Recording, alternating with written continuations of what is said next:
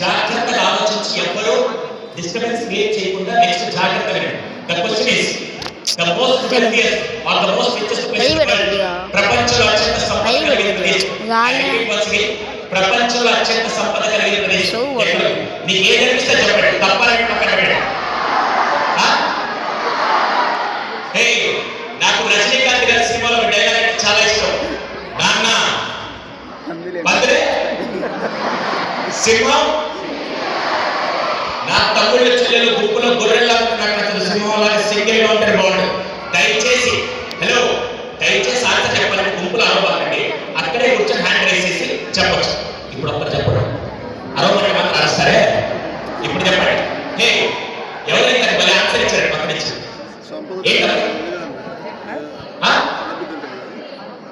New York city,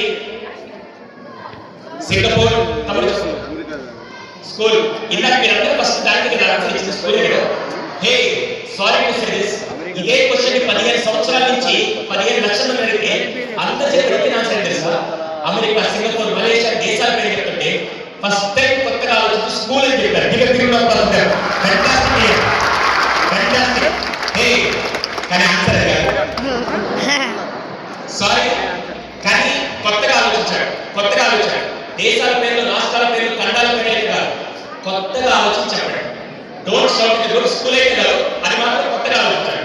అలాగే ఇల్లు కాదు గుడి చెప్పు దేవాలయం ఇష్టంగా చెప్తున్నాడు. హే వన్ సెకండ్, ఏంటంటే బ్రెయిన్ మన దగ్గర లేదని మాట్లాడకూడదు. హే సారీ, క్లూ ఇస్తున్నా. Brain 60% answer right. Brain 60% answer right. Brain 60% answer right. Hey గుంపులు అరిస్తే నాకు అర్థం కాదు. హ్యాండ్ రైస్ చేయండి. వాడి నాకు హ్యాండ్ రైస్ చేసి చెప్పాడు. హ్యాండ్ రైస్ చేయండి చెప్తాను. Knowledge good right. హ్యూమన్ తమ్ముడు నువ్వు ఎంత ఇంటెలిజెంట్ తెలుసా? ఆల్రెడీ నాకు సార్ చెప్పారు మా స్టూడెంట్స్ అందరూ ఇంటెలిజెంట్. నేను బ్రెయిన్ 60% అని చెప్పి ఇదేం చేశాను తెలుసా? హార్ట్, లివర్, కిడ్నీ అన్ని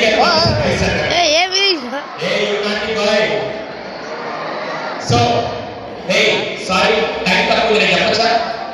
తమ్ముడు చెప్పు. బుక్స్ ఇప్పుడే పుస్తకాలు తీసారు. సారీ నేను చెప్తాను, చెప్పచ్చా? Most wealthiest or most richest place in the world. అది మీరు అనుకున్న దేశాల పేరు, రాష్ట్రాల పేరు, ఖండాల పేరు కాదు. అది మీరు అనుకున్న brain, heart, liver, kidney, knowledge, school ఏది కాదు.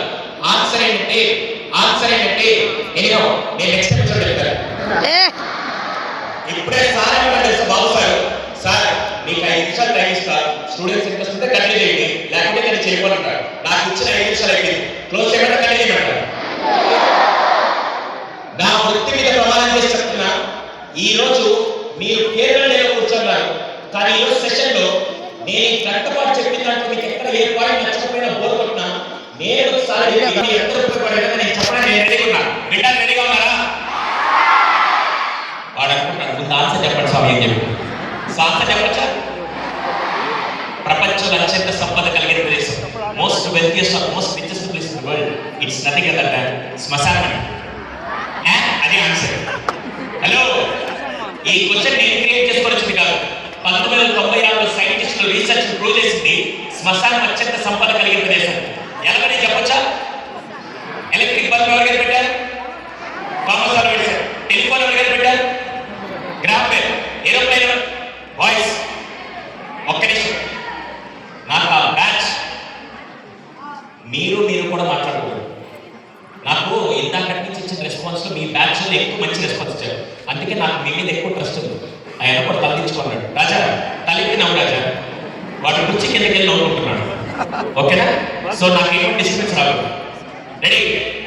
ఎందుకు సార్ అంటే ఎలక్ట్రిక్ బల్బ్ ఎవరు కనిపెట్టారంటే థామస్ ఆల్వా ఎడిసన్. టెలిఫోన్ ఎవరు కనిపెట్టారంటే గ్రాహం బెల్. ఏరోప్లేన్ ఎవరు కనిపెట్టారంటే రైట్ బ్రదర్స్. ప్రపంచంలో 2 లక్షల కోట్ల మంది ఉంటే ఎవరో ఒకరిద్దరు కనిపెడితే చాలా ప్రపంచం మొత్తం ఇస్తున్నారు. అమెరికాలో ఒక్కసారి శ్మశానానికి వెళ్ళి చూడండి, కొన్ని లక్షల కోట్ల మంది జీవితంలో ఏదో సాధించాలని ఎంతో కలలు కానీ ఆ కళను నెరవేర్చకుండా అక్కడ సమాధి చేస్తున్నారు. రేపటి రోజున మీరు కూడా ఏదో సాధించాలని ఏమి సాధించకుండా మీ కళలు అక్కడ సమాధి చేస్తారా? బతికుండగా నేను సాధించి అక్కడికి వెళ్తారా? ఫస్ట్ సెకండ్ నిలబడ్డా అలా వెళ్ళాలంటే ఏం చేయాలి నేను చెప్తా, నేర్చుకుంటారా?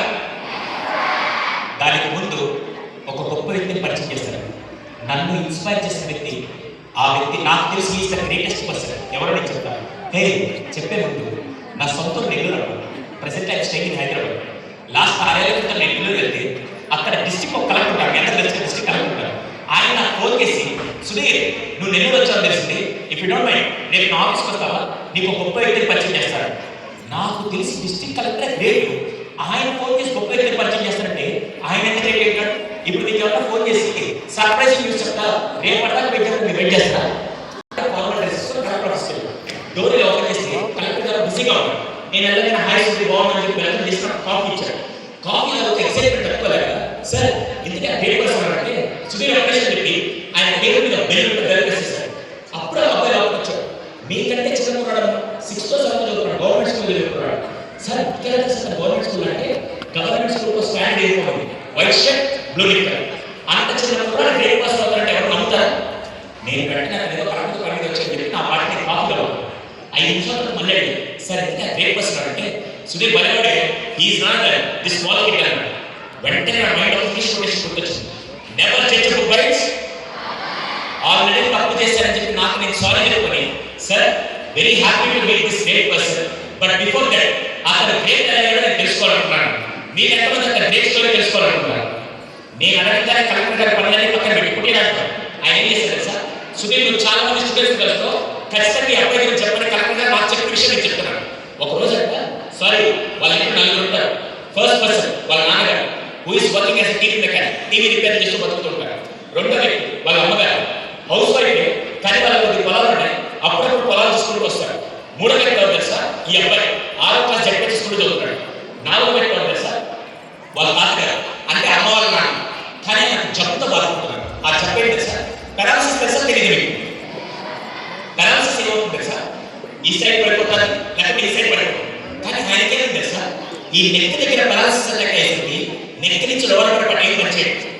ఆయన బాడీ 4 ఏళ్ళ నుంచి కంప్లీట్ మంచి మీద ఉన్నాడు, కనీసం లేచి కూర్చోడానికి తెలియని స్నానం చేయడం ఏం చేయలేదు. దురదృష్టం ఏం తెలుసా, ఈ నెక్ మీద హెడ్ మాత్రం పనిచేస్తుంది, నెక్ కింద ఫింగర్ టిప్స్ మాత్రం పనిచేస్తుంది. కనీసం బాత్రూమ్కి వెళ్ళాలని సపోర్ట్ చేయాలి, తినాలని ఎవరు సపోర్ట్ చేయాలి. కానీ ఆయన అదృష్టంతో ప్రపంచం ఇవ్వలేదు. ఎందుకు తెలుసా సార్, మీకు అనిపించారు మంచం మీద ఉంటే అదృష్టంతో ఎందుకంటే తెలుసా, 4 ఏళ్ళ నుంచి చంటి పిల్లలాగా చూసుకుంటూ టైంకి భోజనం పెడుతూ టైంకి బాత్రూమ్ తీసుకెళ్ళి టైంకి స్నానం చేసే కుటుంబం ఈ జనరేషన్ దొరికిందంటే అదృష్టవంతమే కాదు. అంతా బాగుందన్న టైంలో కరోనా 2 సంవత్సరాల ముందు వాళ్ళ ఇంట్లో ఏం జరిగింది సార్, ఒకరోజు నేను వాళ్ళ నాన్న టీవీ కనెక్షన్కి వెళ్ళాడు. వీళ్ళ మదరు ఫుడ్ ప్రిపేర్ చేసి, అరే తాత చూసుకొని నేను వెళ్తున్నాను చెప్పి వీళ్ళ మదర్ పొలానికి వెళ్ళాడు. వీడు 1 o'clock భోజనం చేసి తాత కుదిపించేసి రిలాక్స్గా టీవీ చూస్తున్నాడు. ఇంతలో ఫ్రెండ్స్ వచ్చారు, రారమ్మ ఆడుకుందని చెప్పడం, కానీ వీడికి వస్తే ఆడుకొని వచ్చారని చెప్పి తాతకి చెప్పకుండా ఇంట్లో చెప్పాడు. యాక్చువల్గా అర్ధగంటలో రావాలి అంటే 2 గంటల వచ్చాడు. కానీ ఆటలు టైం మర్చిపోయి 2 గంటలకు రావాల్సిన వ్యక్తి సాయంత్రం 5 గంటలకు వచ్చాడు. 5 గంటలకు వచ్చి డోరీ వచ్చేది తాత వచ్చి వ్యక్తి కళ్ళు నీళ్ళు వచ్చాడు. తాత బెడ్, తాత పరుపు, తాత బట్టలు, తాత దిండు మొత్తం చెమటతో భయంకరంగా నచ్చిపోయింది. వీడు ఒక్కసారి బాధలు ఏమైనా తాత తాత ఏమాత్రం పడకుండా చాలా హంబలుగా, ఏ లేదా నువ్వు ఆడుకునే స్నేహితుతో పాటు వెళ్తూ ప్లాన్ స్విచ్ ఆన్ చేయలేదు, నేనా పైకేసి స్నానం తీసుకున్నాను. మిట్ట వచ్చాను ఎండాకాలం రేట్లింట్లో ఫ్యాన్ లేకుండా పడుకోవడం ఈజీగా కష్టం కదా. ఒక్కసారి వీడికి బాధేసి తాత తిట్టుంటే వీడికి వస్తే పేర్చి కామైపోయాడు.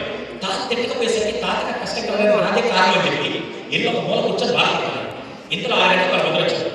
ఏరా డెలివరీ అంటే వాడు ఏం చెప్పట్లేదు, సరే వాడికి 3వ ఫ్లోర్ అని చెప్పి వీళ్ళ మధ్య కిచెన్లోకి వెళ్ళి రాత్రి కోసం ఫుడ్ అంతా ప్రిపేర్ చేసి రిలాక్స్ అవ్వడానికి సాయంత్రం మన ఇంట్లో వాళ్ళు ఏం చూస్తుంటారు, టీవీ సీరియల్స్ చూద్దామని చెప్పి వీళ్ళ మధ్య ఏం చేస్తుంది సార్, స్విచ్ ఆన్ చేసి రిమోట్ తీసుకొని ఇక్కడ కూర్చొని టీవీ చూస్తున్నాడు. ఇది మన అందరిలో సేవ కాదు.